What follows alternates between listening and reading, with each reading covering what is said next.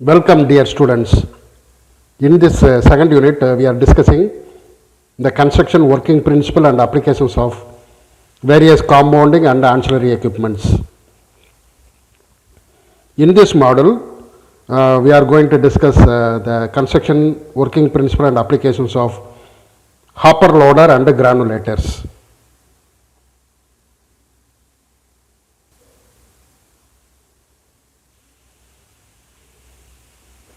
First, we elaborately see the construction and working principle of hopper loader or vacuum loader, because these hopper loaders are using the vacuum for sucking the material. So these are also called as vacuum loaders.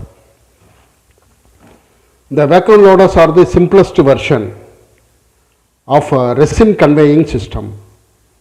So we are going to transfer or convey the resin from one point to another point. We are using this loader. They are also called as self-contained vacuum loaders. So these self-contained vacuum loaders are used to transfer pellet or regrind or powders from a single source to the single destination.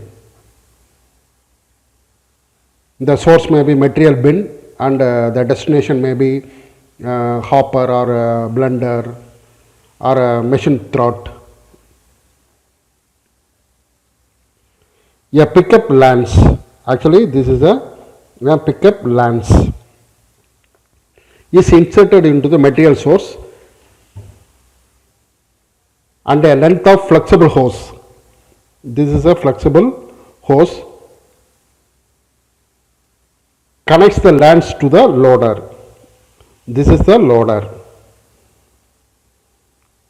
So this flexible hose connect this lance to the loader. The loader is mounted on the top of the destination point. Actually this is the destination point, and this loader is mounted on the top of the destination point.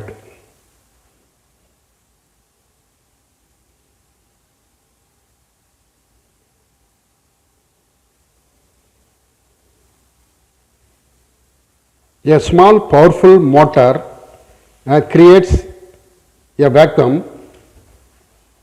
There will be some motor which creates vacuum that sucks the material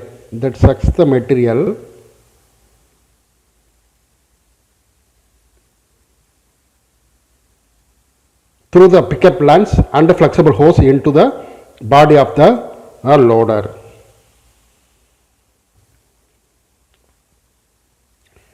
The self-contained loaders accomplish the loading process automatically, eliminating the need for a person to climb the ladder with the bucket to fill the hopper or bin. This saves the labor, reduce material spillage, and increase safety. So these are the advantages. This saves the labor, reduce material spillage, and increase safety. There are loaders designed mainly for pellet and regrind, while others are designed specifically for powders. So the ladders can be designed for either pellet or powder or regrind material. There are hopper mount and a machine mount version of the compressed air loaders. We can use compressor also, but here we use the vacuum.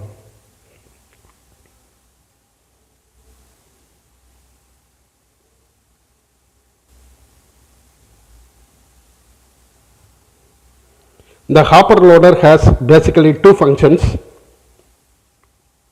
One is it automatically transfers plastic granules from the storage bin at the ground level to the hopper of the machine. Also it prevents granules from contamination. So it has two functions. One is to transfer plastic granules from the storage bin at the ground level to the hopper at the machine. Also it prevents the granules from contamination. The hopper loader works on the vacuum principle. Vacuum hoppers are manufactured from either steel or aluminum or stainless steel, etc. The vacuum hopper consists of hopper body with removable lid. That seals the unit and prevents the leak in vacuum hopper. So the functions of hopper loader is very simple. Some material will be stored in this bin which needs to be transferred to the hopper. By using this vacuum pump, we are sucking the material from the bin to the load. That's all. So we have seen elaborately about the construction, working principle and uses of hopper loader.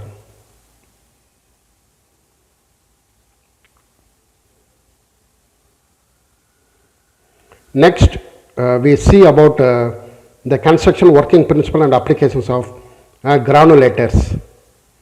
Granulator is an ancillary equipment which is used to support the main molding process, particularly for reprocessing of plastics. This granulator is very much useful. It is mainly used to reduce the size of the scrap material into particles. These particles are easily reused by molding machines. The main parts of the granulators are hopper, that is feeding box. This is a feeding box or hopper, and a cutting chamber.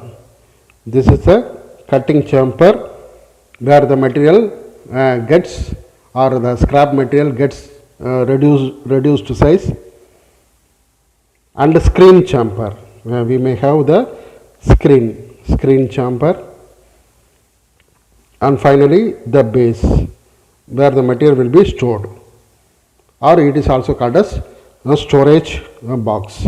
So it consists of 4 parts: hopper, cutting chamber, screen chamber and the base. We will see elaborately about these parts.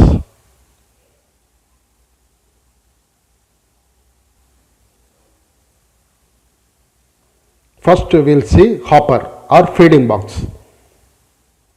This is the hopper. This hopper is the first part of the granulator to come in contact with the scrap plastic. Generally the hopper is constructed of heavy gauge sheet metal that is welded together. It is made of sheet metals. These are the sheet metals, made of sheet metals that is welded together.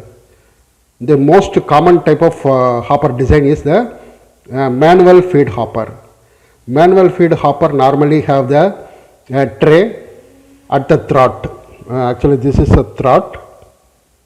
It has a tray so that the scrap can be placed on the tray and pushed inside the machine. Scrap will be placed on the throat and pushed inside the machine. The front door is a metal flap or polymeric flexible flap. This is a here we will have the front door which is made of metal flap or polymeric flexible flap, hinged from the top. So they swing closed after material is pushed inside the granulator.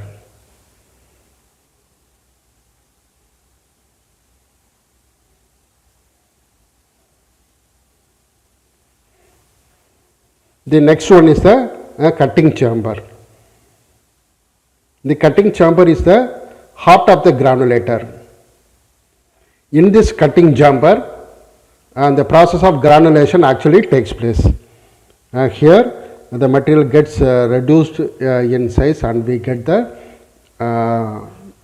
reusable plastic in granules form. The cutting chamber consists of 6 basic components, and this is the cutting chamber. So, the cutting chamber consists of a rotor, this is a rotor, and a rotor knife, this part is a knife, rotor knife, and a bed knife, this is called a bed knife, there is a knife, and bed knife clamp, we will have a clamp for this bed knife, and the bearings. So, these are the components, that is cutting chamber, rotor, rotor knife, bed knife clamp, and the bearings. The cutting chamber is the housing for the rotor, and the rotor knife and the bed knife clamp and the bearings. And this is the housing for all the components. And the rotor is only the moving part in the cutting chamber assembly. The primary function of rotor is to hold the rotor knife in place during the granulation process. So, the primary function of rotor is to hold the rotor knife in place during the granulating process. Rotors commonly fall into categories of 2 blade, 3 blade or 4 blade, even 5 blade rotors are there. We shall see 3 blade and 4 blade rotors. All the other things are simply same, only they have 3 rotors. Here we have 3 rotors, 1, 2 and 3 rotors. Some may have 4 rotors. So, the rotor can be classified as open or solid. The open rotor is used to granulate a light load of plastic material, where a solid rotor is used to heavy load of scrap material. So, that is the main difference, open rotor and a solid rotor. Rotors have different designs for mounting of knives. A tangentially mounted rotor knife is bolted to top of the rotor. It takes large cut from the plastic material. Radially mounted rotors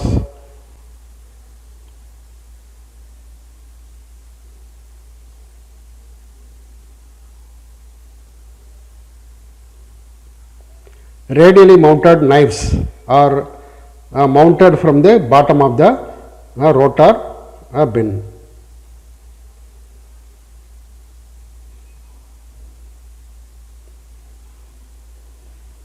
Then we see the rotor knife. The cutting knives are most important part of the granulator. So, the rotor knives are very important part of the granulator, and the cutting knives are made of alloys of tool steels. A typical alloyed steel cutting knife would be made from chrome vanadium steel. There are different types of knives used with different types of plastic materials. A high shear knife is used to granulate energy absorbing plastic and friable material. So, high shear knife is used to granulate energy absorbing plastics and friable material like PS, ABS, HAPS, etc. And a high shear knife have a flat surface on the bottom of the knife with the top cut at a compound angle. High shear knives will cut the plastic material with the slicing action.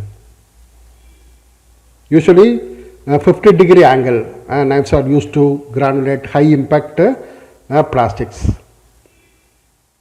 Say for example, engineering plastics.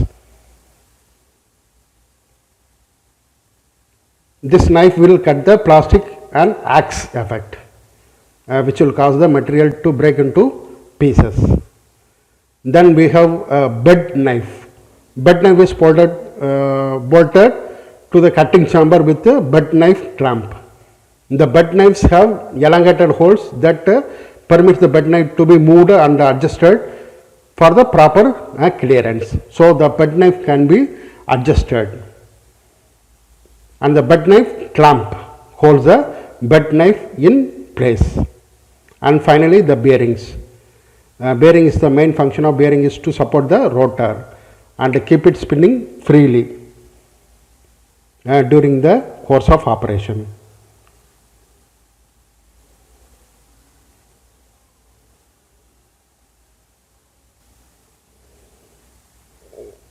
Then we see the screen chamber. The main purpose of the screen chamber is to classify the plastic granulate. This is simply done not permitting any granulate that is larger than the screen hole to fall through the granulator base. Finally, the base. The base is the granulator is used as a collecting center or collection center of the regrained material. After regrind, and the material is collected at the base of the machine. So these are the four parts. Now we shall discuss the process. How the granulation is taking place, we shall see. The scrap plastic is very simple. The scrap plastic is fed into the hopper and it falls by gravity into the rotating knives. The impact and the shearing action reduce the scrap plastic size, and the size is capable of falling through the screen fitted below the cutting zone. We can get different particle size by varying the screen hole size. The granulated particles are collected in a barrel and then reused in the molding process. Very simple. The process is very simple.